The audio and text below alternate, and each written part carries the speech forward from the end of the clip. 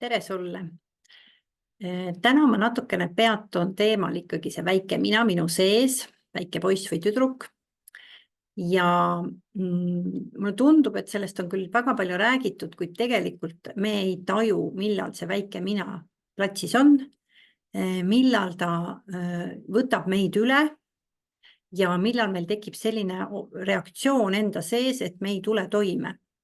Tavaliselt ongi see seotud sellega, et kui meie emotsionaalne seisund meie süsteemis muutub selliseks, et me ei tule endaga toime, ükskõik siis missugusel viisil, kas see on siis mingisugusel emotsionaalsel viisil, me käivitume üle, me reageerime üle, võib-olla isegi sellisel natuke nagu vägivaldsel viisil, või väga kurvaks muutume või kukume, võib-olla süsteem kukub üldse kokku, siis see on seotud ikkagi väga palju sellega, et see väike mina ei tule toime.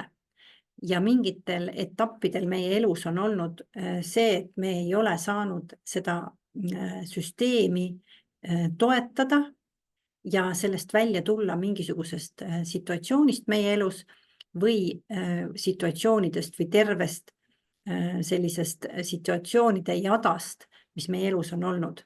Näiteks kui ma elasin väiksena sellises perekonnas, kus kogu aeg oli pinge üleval, kus võib-olla vanemad kogu aeg kaklesid omavahel, siis süsteem on kogu aeg nagu kergelt häireolekus ja punased lipud on nagu kogu aeg püsti ja me oleme harjunud sellega, et need kogu aeg on häire. Kogu aeg on nagu vilkur käiks meie sees. Ja me oleme praegu kasvanud suureks ja me võib-olla ei ela üldse mingisuguses pingelises olukorras, aga nüüd, kui tekib mingisugunegi pingeline olukord, ma olen seda nii palju oma klientide juures näinud, tekib pingeolukord näiteks töö juures, suhtes mingisuguses, kas paari suhtes, ükskõik millises suhtes, siis need punased lipud tõusevad kohe. Vilkur hakkab tööle ja me ei saa aru, miks meil tekib selline tohutu pinge, ärevus, ma ei tea, mingi reaktsioon, kuni sinnamaani, et me ei saa üldse aru, mis toimub. Ja see tuleb kõik sellest, mida me oleme eelnevalt kogenud. See tuleb kõik sellest, kuidas me oleme õppinud toime tulema oma elus pingeolukordadega, just eriti siis, kui me olime väikesed. Ja kas me tulime toime või me ei tulnud toime, siis see saadab meid siiamaani. Ja sellest me räägime lähemalt kursusel eneseväärtus, mis on minu hind.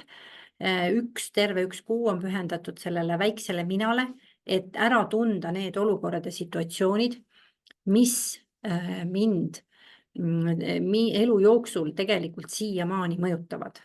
Mis on need kohad, miks ma siiamaani käivitun või miks on need kohad, miks siiamaani ma ei tule mingites kohtades toime. Nii et oled südamest oodatud ja võimalus on veel liituda.